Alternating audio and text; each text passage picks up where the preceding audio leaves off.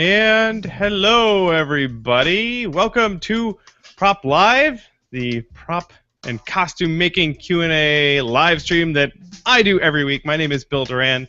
I run a little outfit I like to call Punished Props. And every week we do this thing where you guys send in your questions about making props and making costumes, and we try and answer them with some of my super talented and intelligent costume and prop making friends. This week we have my pal Kai from Commissar Props. Hey Kai, how's it going? Hey Bill, pretty good. It's a little warm out here in California though. Yeah, that's what I heard. People down there complaining they're melting, and Yep. but working hard. I see in the shop there. Yep.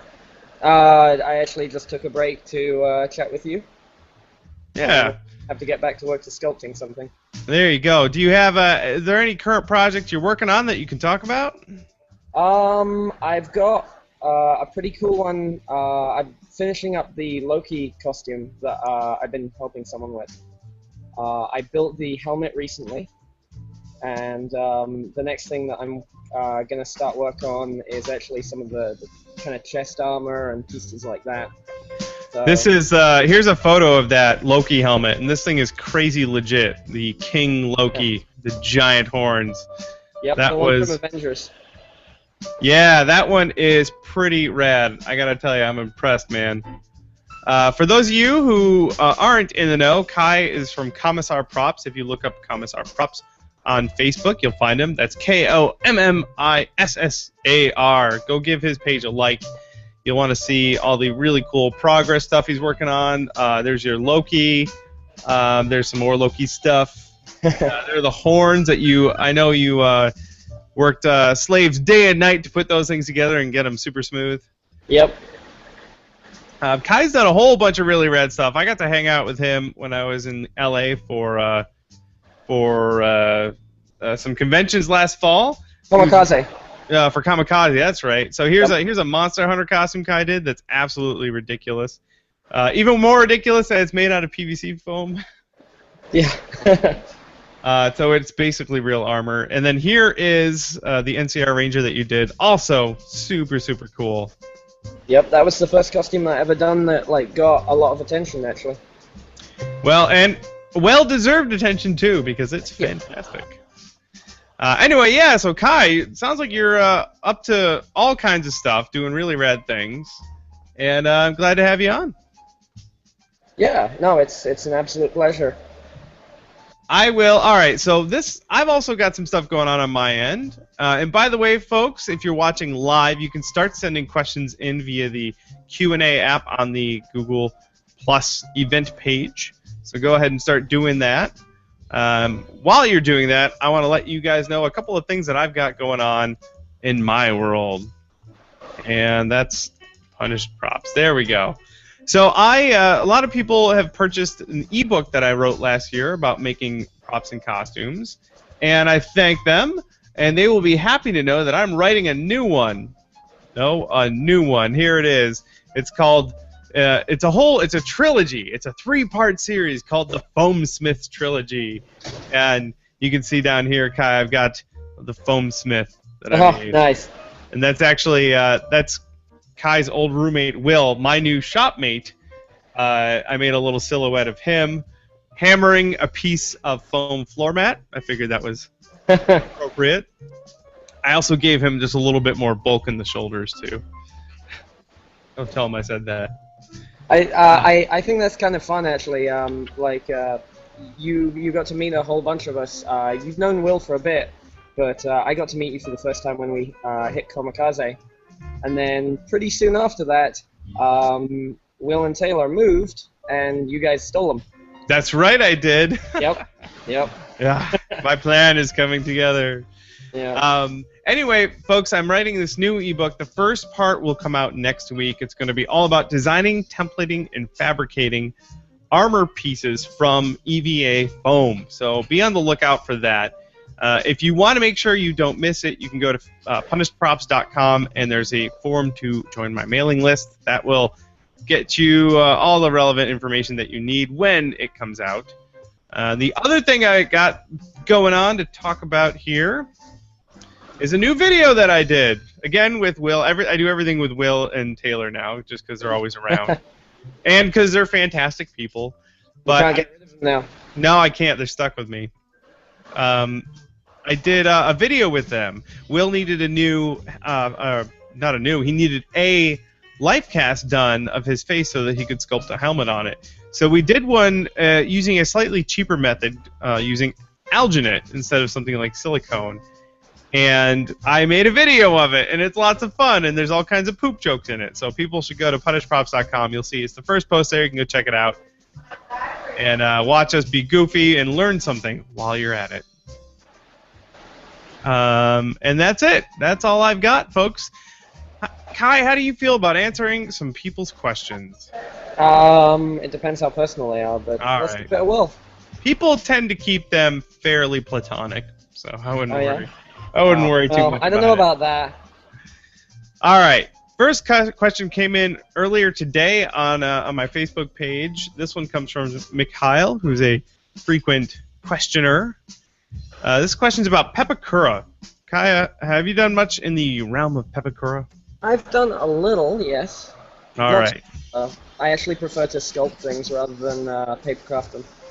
All right. Well, the question is, what's the best way to connect a piece that spans 2 pages, even after being cut into as small of a piece as possible, to ensure nothing ends up skewed when you're in the final steps of assembly? So sometimes when you're doing Pepakura, you'll have a piece that is bigger than 2 pages.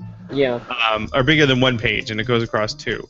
Now, if you've 3D modeled your own model, then you may want to just add an edge or a crease to cut a big piece in half, because then when you put it in Pepakura Designer, you can put a tab there, and you'll have a nice lip. But if you don't have that option, what I might recommend doing is print out both of those pages twice, and then you can add a tab, or at least print out one of them twice, and you can add a tab on the piece on the overlapping part. That's kind of really the only way to do it. Getting an edge there, getting an edge, at least a line there so you know where to line them up, will be the tricky part, and you can't count on your printer to print something centered all the time. So you may have to get out a ruler and measure some locations to get a good seam line, and then add a tab. That's what I would do. But again, if you can cut that model into a smaller piece, that's the way I would handle that. There you go. I've recently done a whole crap ton of Pepakura stuff, so I got it on the mind. What type of pep stuff have you been working on? Some of it that I can't really talk about yet, and some of it, one was a giant dome, a big robot helmet that I made, which was less challenging and more tedious than anything. But again, actually, I split the dome, the top and the bottom half of the dome, into 2 pieces, so that the pieces will be smaller and would thus fit on a single page. All right. This question coming in from Nathan, another common questioner. Let's see here. Nathan wants to know, so any projects you're really looking forward to or want to draw attention to? How about you, Kai? You got anything coming down the pipe that you're looking forward to? Well, there's a few game series coming out that I want to do stuff for, but in terms of my own personal projects, I've got this. I'm a bit of a League of Legends player. Yeah. So there's a Monkey King costume that I want to do, Wukong. Oh, all right. Yeah. I'm actually making a League of Legends sword here pretty soon. Oh yeah. I forgot what it was called though. Oh. Well, that's not helpful. But I think it's required right now for prop makers to make stuff from League of Legends. Everyone I know has made something from League of Legends. I've been playing it for a while. I remember back in the old days when it was in beta, I used to try and get some of my friends to play it, and no one wanted to touch it, but I'm glad it's getting the attention now. And the other thing is, like, in terms of franchises that I want to build something for in the future, definitely Destiny. Oh, yeah. Because I love making helmets, and I cannot wait to make a Destiny helmet. Oh, I'm right there with you, too. And I've got 3 friends, and a wife that all work on Destiny right now, so I'm like chomping at the bit. I'm looking forward to stuff from WildStar. I just recently got to make a couple of things from WildStar for some friends of mine. Some bladed things that look really rad. I am totally digging on the art style, the cartoony sort of over-proportioned characters and weapons and stuff. I want to make a giant glowing sword. I want to make guns. Brittany, my wife, got in the beta, and I watched her play. So yeah, I'm all in with WildStar. I've played a little bit of it, and the dark sense of humor in the game is just brilliant. It's that's definitely fun. One of the reasons why I want to play the Chua, the tiny guys. Oh yeah, like likewise. The mad scientists. Yeah, I love it. Thank you, Nathan, for your question. Do you have a class that you're looking forward to, Kai? Yeah, I've been thinking about either the engineer or the spellslinger.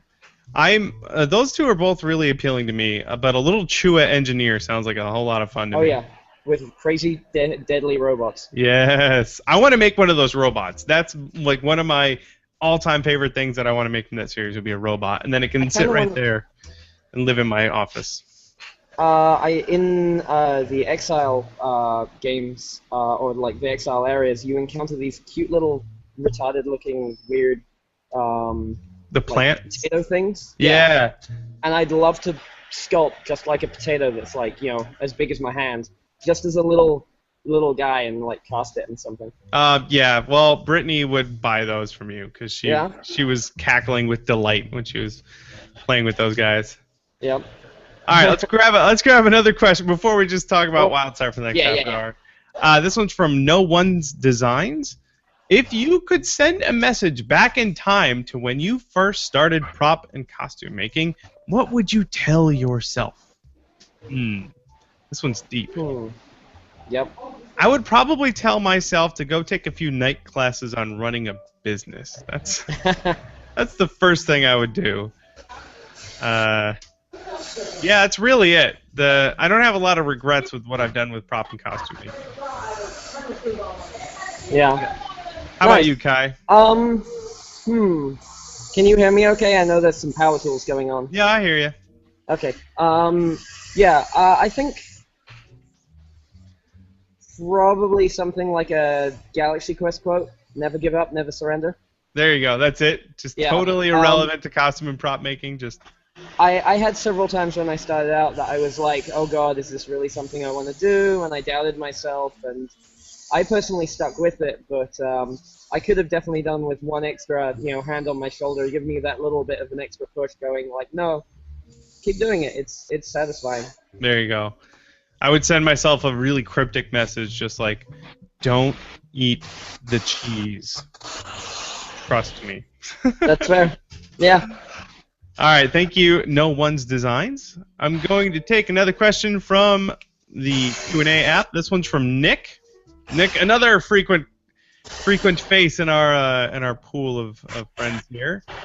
And Nick says, do you mind if your customers discuss the price they paid for one of your commissions? If you worry about this, how this might affect your future pricing? What do you think, Kai? Well, for me, there's a lot of different factors. For example, the Loki helmet, compared to another helmet, the inclusion of horns. Horns are a big deal, and they really do slow down and kind of change the whole process that you might make a helmet. I rigged mine to go on with magnets, and like the whole act of making them lightweight and things like that. It was definitely like a different experience to making a normal helmet like the Zero helmet that I've made, for example. And that can really adjust the costs. Personally, I don't mind if someone says something like that. Like if they spread around how much I'm charging for one thing or another, but I know you would feel the same on this.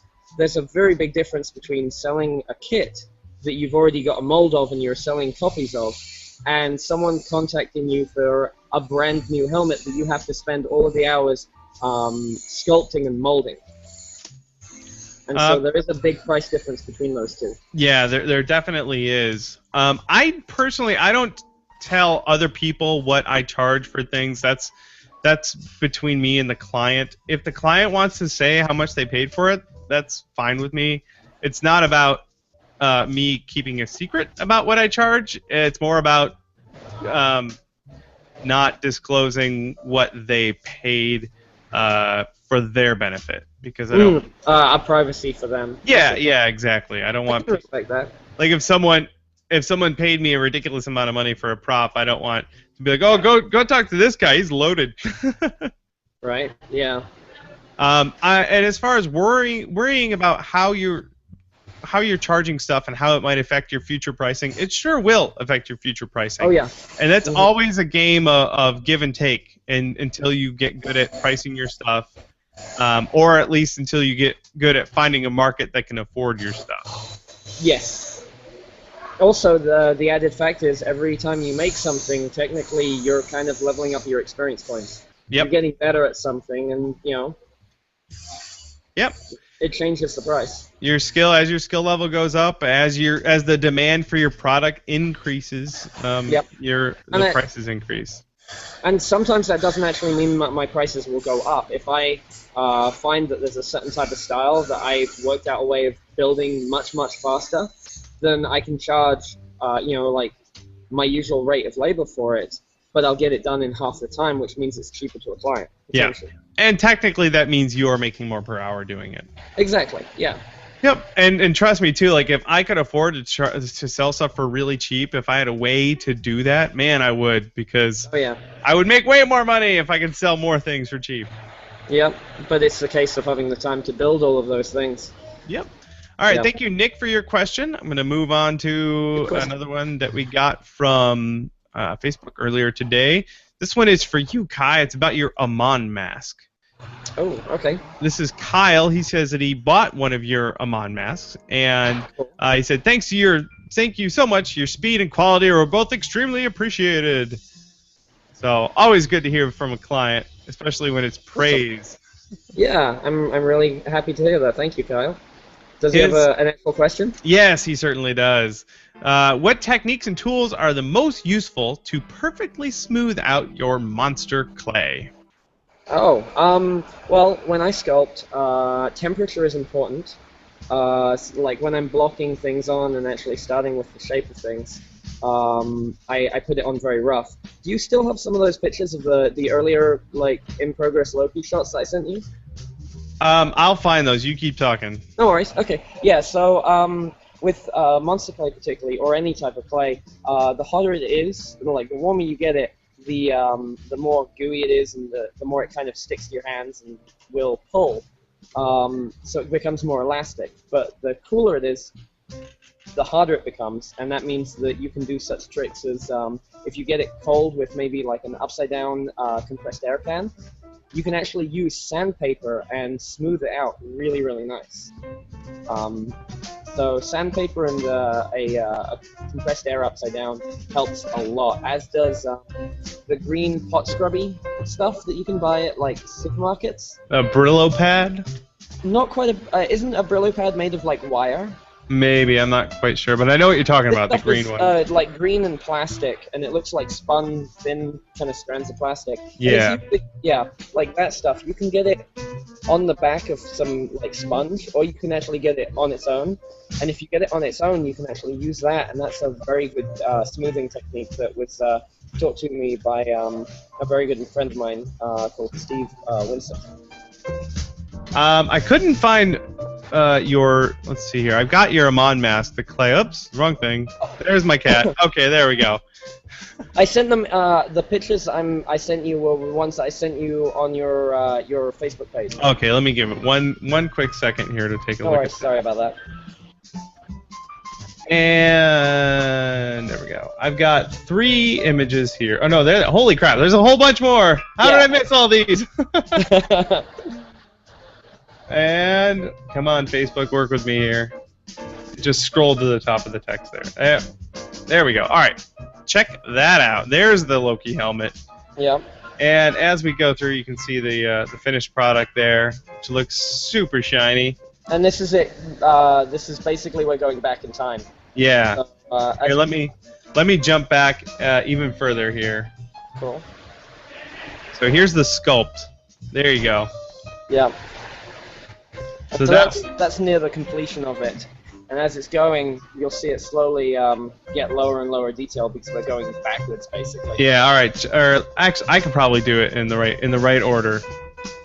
Let's do that. And Yeah. we're going forward now. Boop.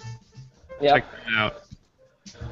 Oh, there. So this is the headcast that you worked on. Yep, that's the client. We actually got a headcast of him. Oh, that is convenient. Yeah, and if anyone wants to see the Loki in question, his Facebook page is Loki Hates You. Ha! That's Yep. amazing. Well, cool. Yeah. Clay. I haven't done very much clay sculpting before, but I'll tell you, between the first and second one I did, I learned a whole lot. I did a Handsome Jack mask. It wasn't monster clay. It was just a plasticine clay. I remember that. It was nice. It turned out okay. The pieces that came out of the mold had to be sanded a lot because the surface. I just couldn't. I wasn't good at getting it smooth. It was the first thing I ever sculpted since probably grade school. But the second one I did a Robin domino mask, and I used alcohol to rub it and get it nice and smooth, and that worked out pretty well. Nice. So you can rub with alcohol and things like that to smooth, but also when I've been working at special effects shops out here in LA, I actually found out the trick they do. It's a little more expensive, but they'll rough it out in clay, and then they'll make a mold of that rough version, and then they'll cast that up once, body shop it, and Bondo it and get it super smooth, and then they'll make a second mold. That's something I've seen Vulpin doing the same as well. Yeah, that's what Will is going to be doing with the helmet he's working on right now. Nice. He didn't want to, but I was like, dude, it's the right way to do it, man. And he's like, all right, fine. So you got to buy twice as much silicone, which is already expensive, but it's really the right way to do it. But if you buy it in you buy it in larger amounts, it gets much cheaper. Yes, definitely. Yeah. All right, here. Let's thank you, by the way, Kyle, for your question. Let's grab another question from the Q&A app. This one is coming in from Joshua. When building a prop, be it for casting or a one-off, do you battle with placing mechanics and functioning parts into the piece to get that extra edge, or is that aspect usually an afterthought? Could you repeat that question? It kind of broke up a little bit there. Yeah, if you're building something that's got mechanics or electronics inside of it, are you worried? Do you sort of, is that a battle to figure that out, or is that something you just do as an afterthought? Leaving it as an afterthought, I think, is a bad idea, because if you plan on having like maybe a visor that pops up and moves, then you need to plan it from the ground up, having those mechanical spaces in it. My NCR Ranger helmet, when I first made it, I had every intention of having these lights rigged into the side of it and having room for a switch. So I left enough room in that area for a battery, a switch, and all of the electronics. That is a good idea. Definitely figure that stuff out beforehand.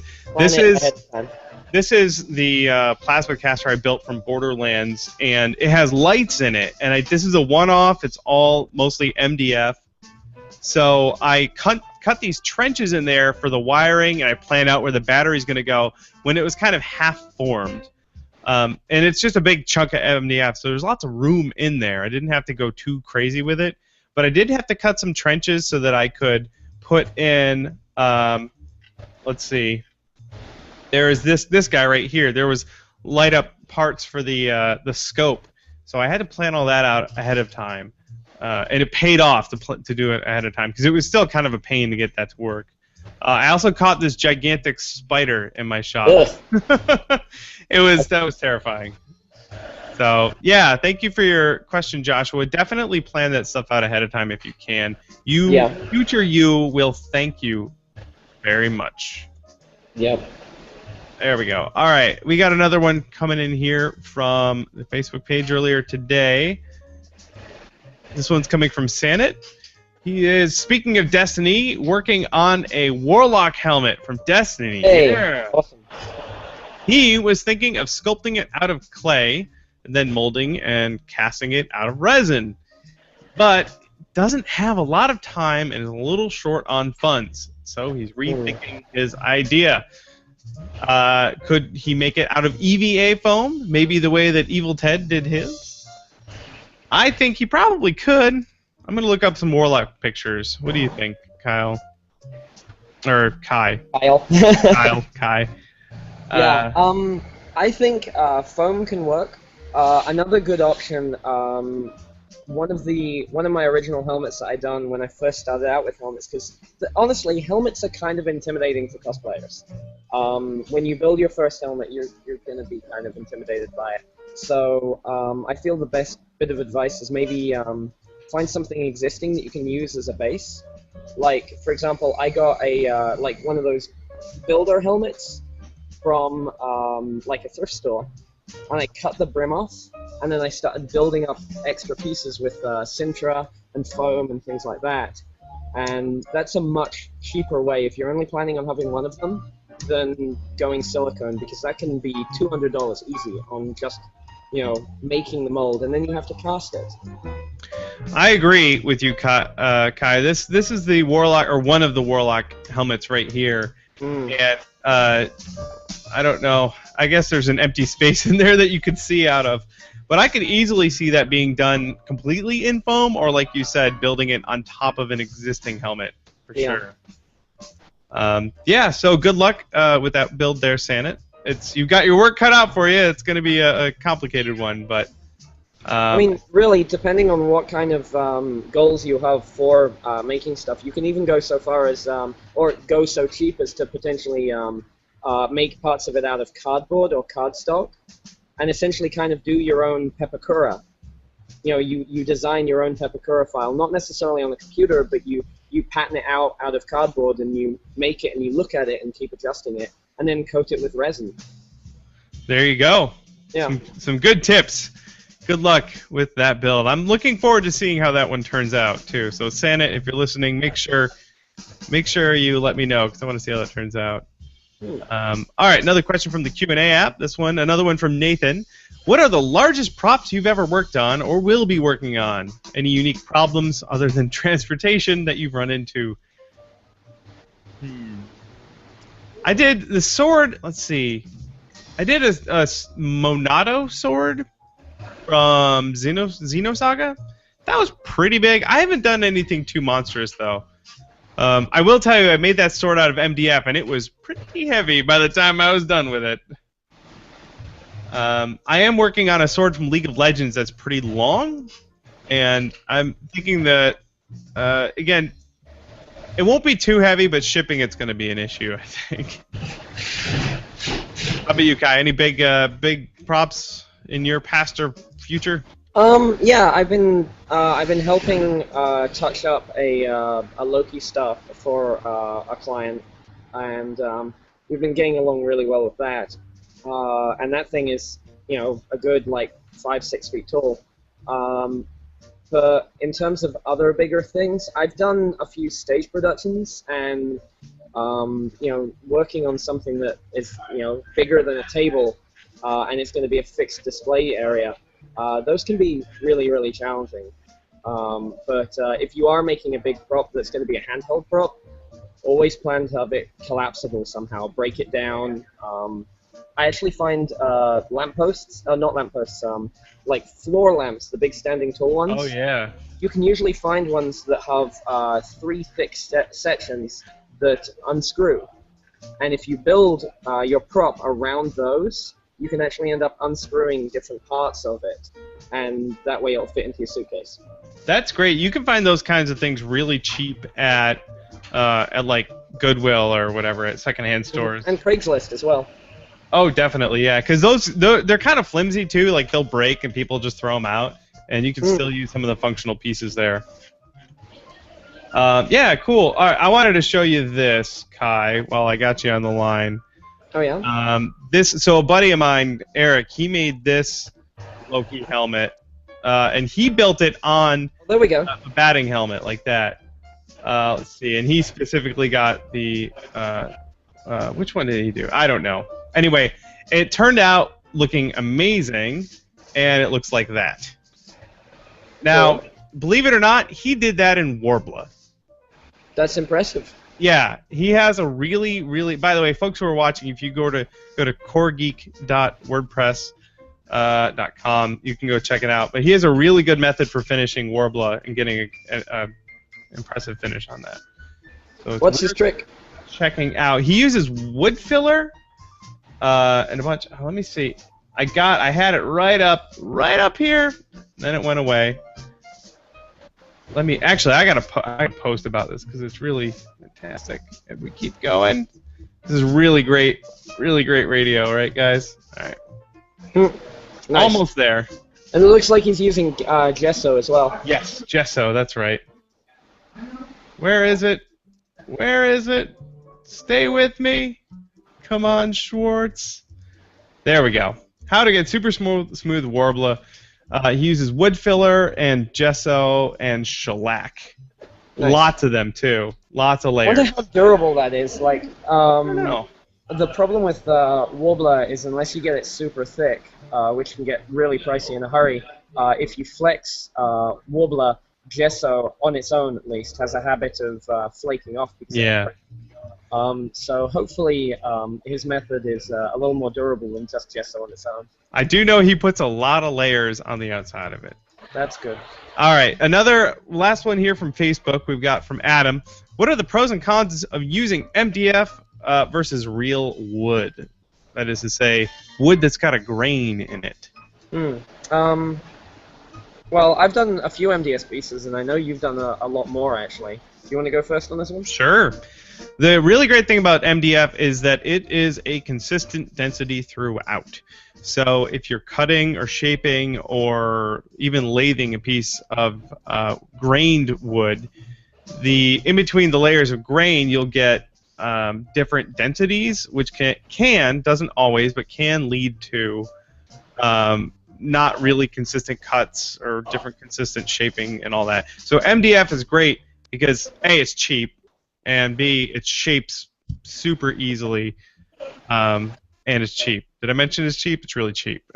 Yeah.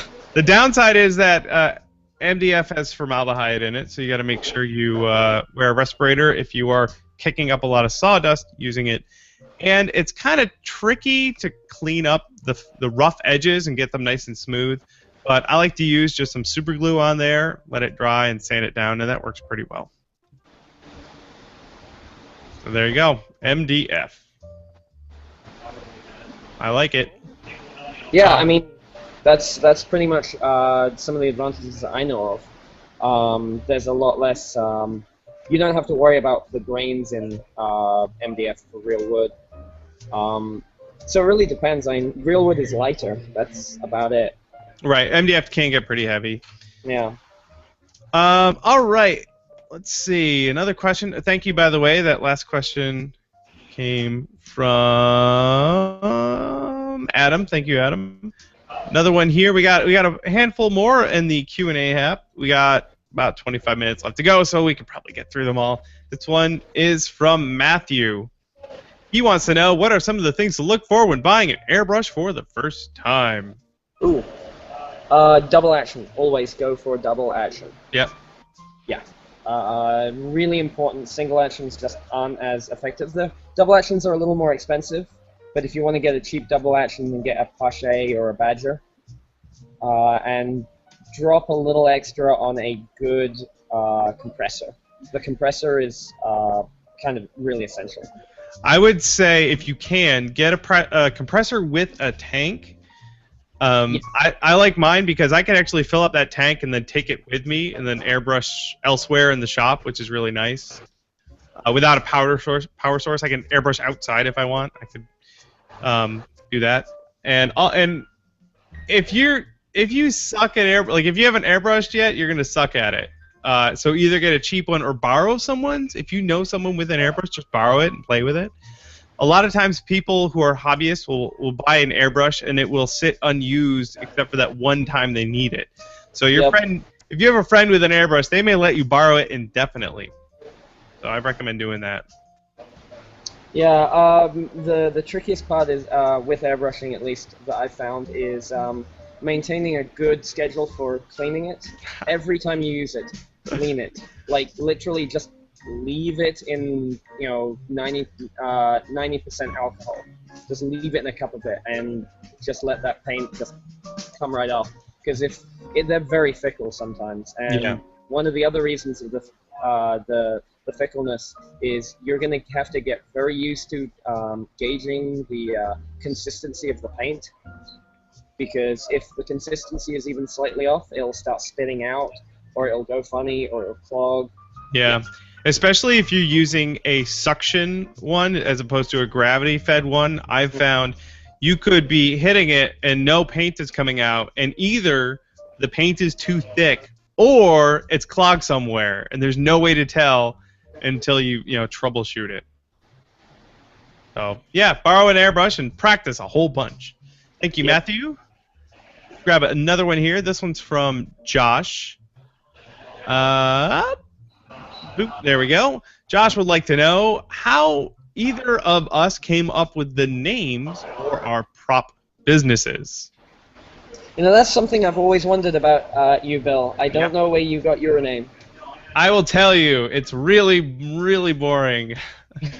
My main hobby before doing this was photography, and I ran a photography blog for a long time, and I called it Punished Pixels, and the philosophy there was that pixels were meant to be punished, meaning when it comes to post-processing photos, the gloves are off. Do whatever you want. We're making art here.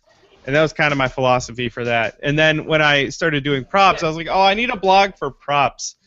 And I had no intention of it being a serious thing, so I just called it Punished Props. And in fact, my website is still props.punishedpixels.com, and I'm working very hard to fix that, but it's a lot harder than I thought it would be.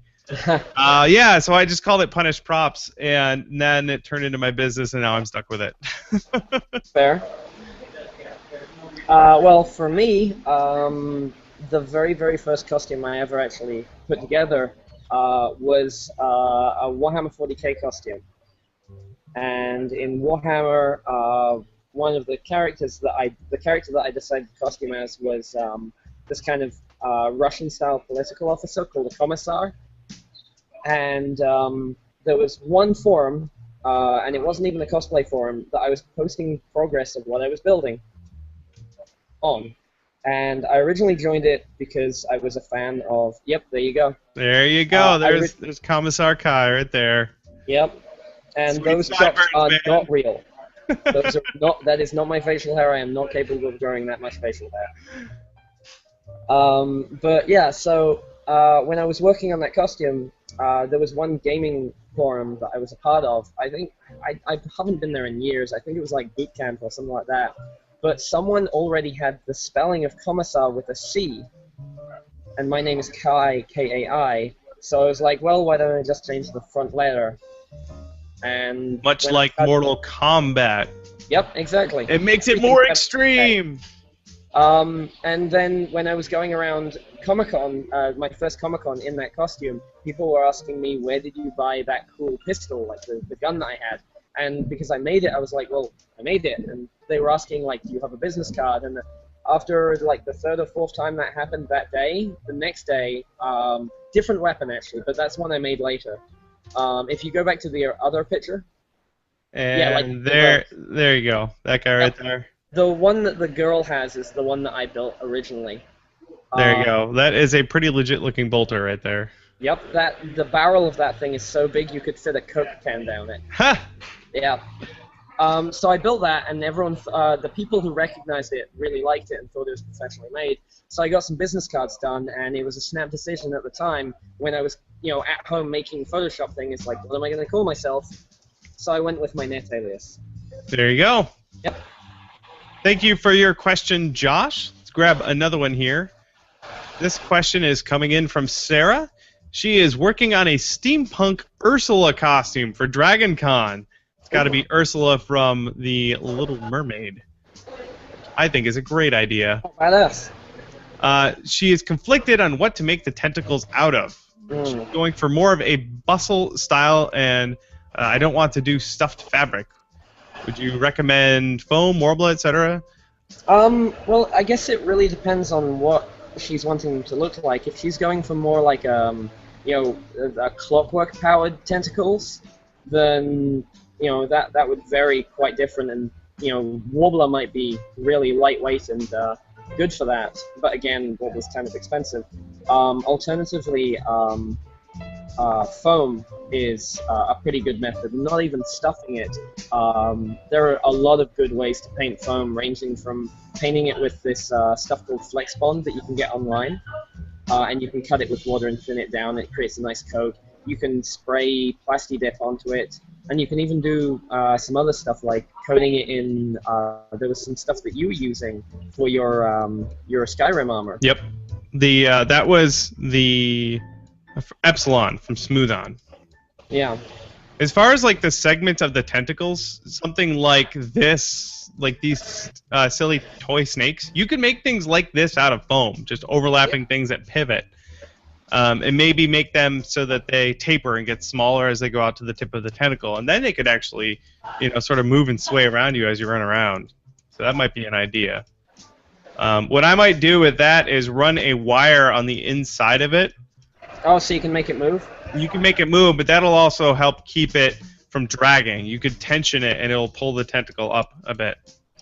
Potentially, you can either tension it with like a guitar string style wire like that, or you can use armature wire, which will bend and hold the pose that you want it to. Yeah, if it's light enough, that would work great. In fact, Yeah. I know Adam Savage did some Doc Ock arms for Patton Oswalt. And if you can look that up, I believe the guys on Tested.com did a video on that. So if you might want to look that up too for tentacles. They did the Doc Ock arms. So there you go, Sarah. There's a handful of things for you to try out. Good luck, and I really hope I see Steampunk Ursula running around at DragonCon this year. Yeah, I want to see that too. All right. This question's coming from Winston911. Have you ever really hurt yourself while making something? Yes.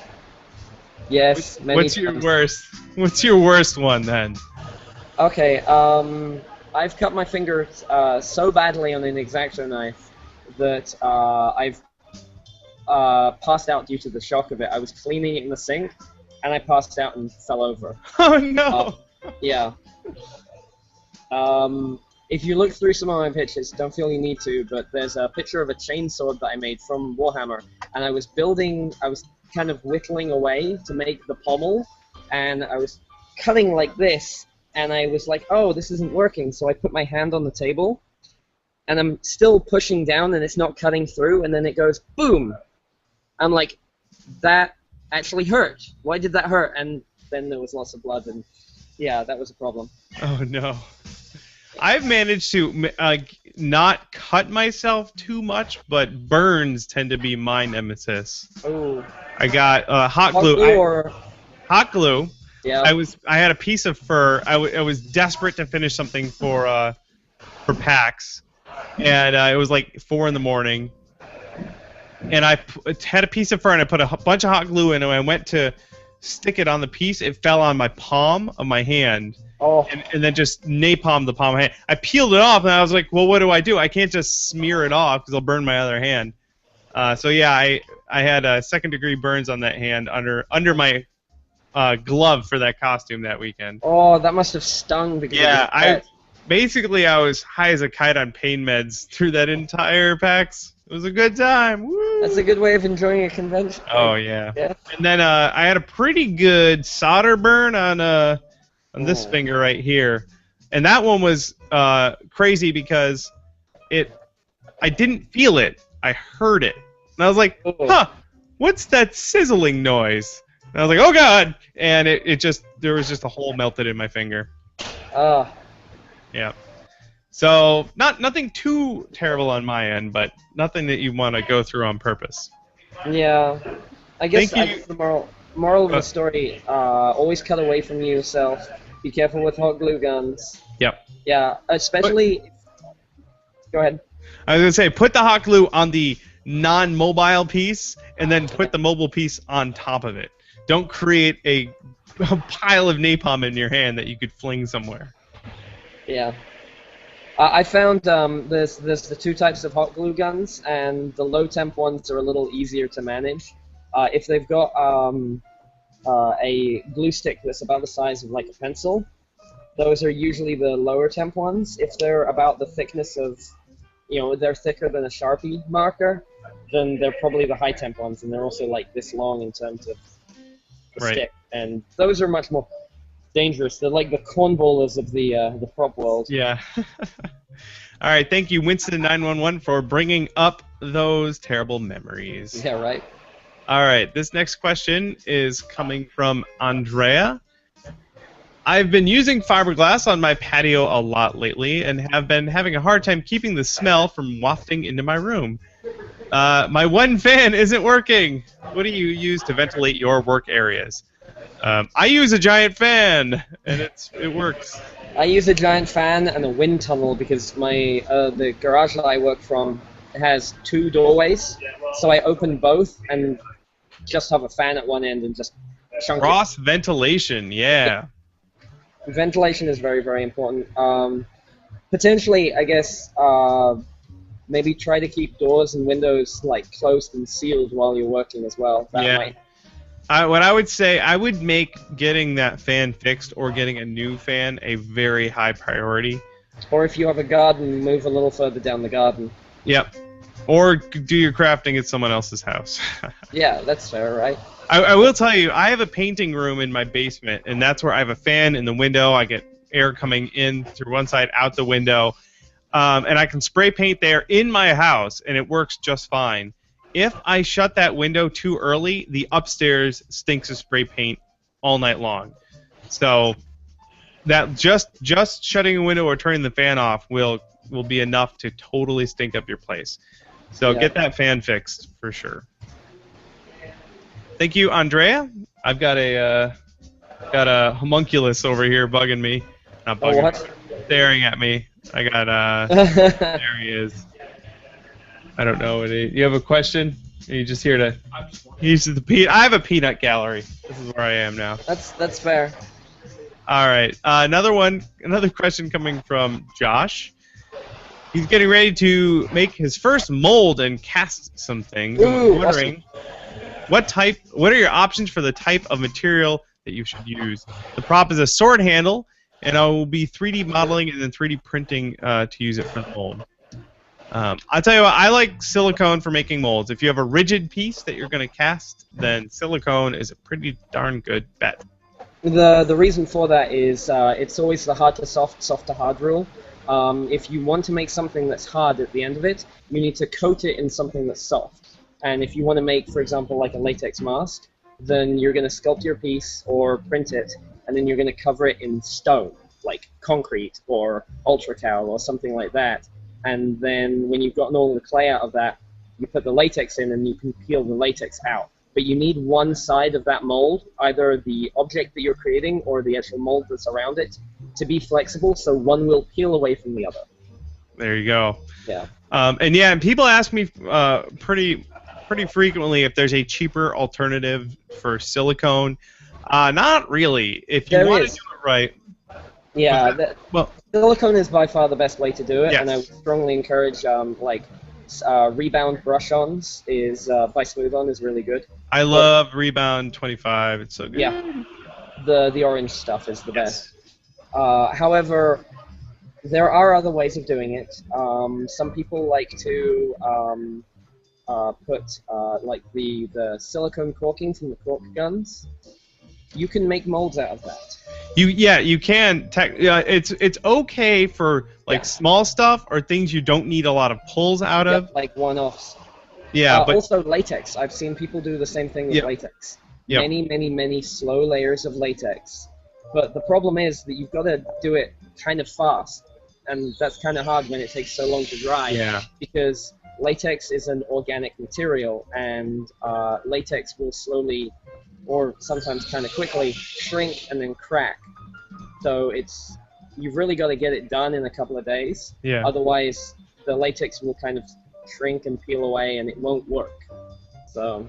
The other thing you will probably want to do is start small. Start small and do like a one-part mold. Maybe order a trial size thing of silicone to play with. That way you'll get a feel for the material before you commit to covering an entire helmet in it. Smooth-On actually has like a couple of little kits that come with DVDs that you can pick up for that type of stuff. Or they have the DVDs for free to view on YouTube, which is what I done. Oh yeah, them and Tap Plastics both have lots of videos on YouTube that are worth checking out. And some guy I know named Bill Duran. Although I haven't done very many mold making tutorial type stuff yet. You should get on that. I should. The problem is every time I'm mold making, I'm behind the 8-ball and I don't have time to go grab a camera. That's the real. There's three main types of molds: matrix, which are challenging but the most durable; brush-ons, which are really good for helmets; and then you've got box molds, which are the easiest to do. And if you're making that pommel, then a box mold might be a really good way of doing it. Even if you don't use normal casting silicone and you instead use the caulking or something else. Yep. Yeah. All right. Thank you, Josh. We got just a little more time left here. I want to grab this question from Wendy. Wendy is a good chum. She was on the show a while back. She wants to know... What was that? What's Wendy's full name? Wendy Murphy from Cosplay for Us All. Hey, I know her. She's cool. Yeah. She wants to know if you will be at Dragon Con this year. Oh, God, I hope so. That is absolutely my goal. Are you going to be there, Bill? I most certainly will. Cool. Yep. Yeah. I was originally thinking I'm not going to go to Dragon Con unless I have a costume. But really, it's just kind of a... sometimes things are a little tricky and organizing stuff.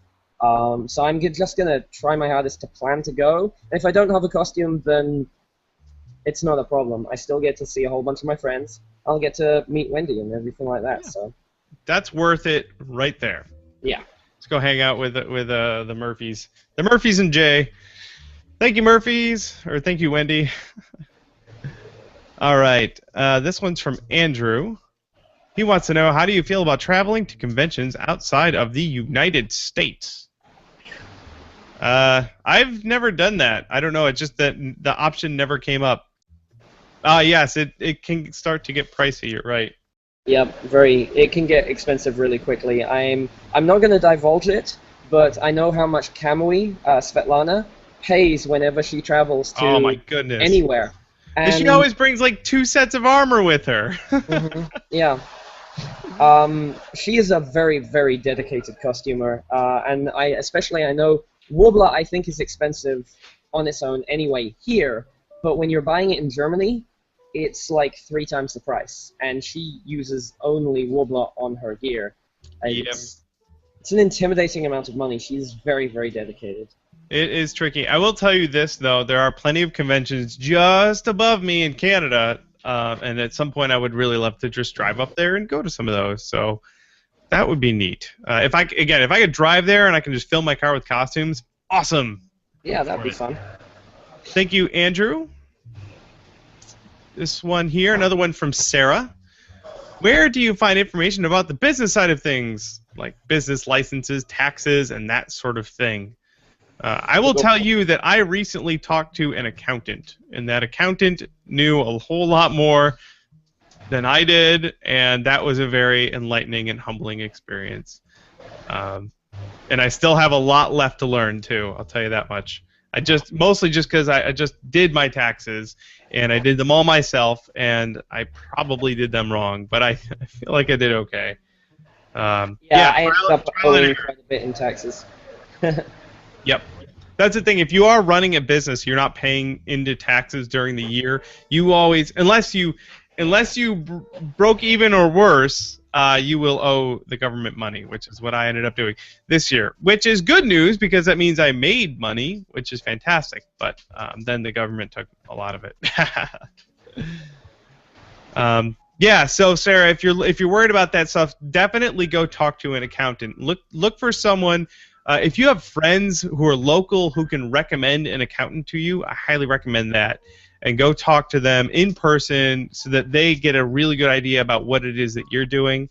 And for the most part, they will just I was charged an hourly rate basically for consulting, and the accountant helped me figure out what to do with my taxes and basically just gave me a lot of good basic business advice, and it was well worth what I paid her for an hour of her time for sure. Cool. There you go, Sarah. Good luck with business. It's a lot of work. Yep. All right, we got time for a couple more. Yeah, let's This do. one's from Cyan. What prop making like activities can you complete while drunk? Judging by Cyan's misspelled words, he is probably also already drunk. Stay away from power tools. I Yeah. promise you that is a terrible idea. What I like to do if I've been drinking, which happens from time to time, that is the best time to talk ideas, to talk shop, and to reminisce about Dragon Con's past. I And remember someone having a Superman costume. that was a fantastic costume with a lady's Superman sweater. That was a good time. You're not gonna. As soon as your fine motor skills go out the window, you're not gonna build anything that's worth a damn. So I don't recommend building stuff, but talking shop and chatting with your pals is my favorite thing to do if I've had a couple beers. If you want to see something really entertaining of one of our number actually doing that, then you may want to catch Vulcan's sloshed casting, and it's not slush casting, that's slosh. That's right here, and I'm sure he enjoys being reminded. Oh, there's a Pizza Man. That's not what I wanted. That's Go away, Pizza Man. This is there we go. So this was after I think like 10 beers or so, doing a slush cast helmet. Something I definitely do not recommend. Yep. Not that he's gonna break the mold, but he might. Anyway, definitely no power tools. But if you're gonna have a couple beers with your chums, just go talk shop somewhere and have a good time. Absolutely. That's what Dragon Con's for, right? That is 99% of Dragon Con. Yep. Thank you, Cyan, for your question. Let's see. Andrew says, if I do come to Canada, can I come say hi? Certainly, Andrew. I would appreciate hanging out. Winston, all right, I'm gonna put this up here. Winston 911 says, "How much does it cost for everything?" And my answer to that is a lot. There is nothing about this as a hobby or a business that is cheap. Yeah. But most of the things are worth it, I would say. The tools are expensive, the materials are expensive, your time is expensive. Yeah. But in the end, it's all worth it. And potentially working with hazardous chemicals for your career is expensive on your health insurance. That's right. Health insurance. Thank you, Winston, for finishing it up. I think that's a good place to end there. I got Will. Why did you zip up your fly? Wow, that's a little weird. It's a pretty consistent theme over here. By the way. What was that? How many viewers have we got right now? We have 23 viewers in the chat room right now. Hey, everyone. Yeah, you guys are awesome. Thank you, everyone, for asking your questions. What was that? I said thank you for turning up. Oh, yeah. These guys are awesome. I've seen a lot of faces who are coming back, asking lots of really great questions. And thank you, guys. You make the content for the show. Otherwise, it would just be me and Kai here talking about WildStar, which I would enjoy, but I don't know. I mean, that's the important thing. I mean, I don't know what you're talking about. So once again, if you guys want to check out what Kai's doing, it's Commissar Props on Facebook. You can go check him out, like his page, go say hi to him. It's Commissar Props on everything: Twitter, Facebook, everything, Instagram, everything. So go find him and go bug him. So thank you, Kai, for showing up. Absolutely. Chatting with me. Thank you very much for inviting me, and I get to even see my buddy Will like lurking in the corner sometimes too. Oh yeah. Yeah. And thank you everyone else for joining. We'll do this again next week. So long, everyone.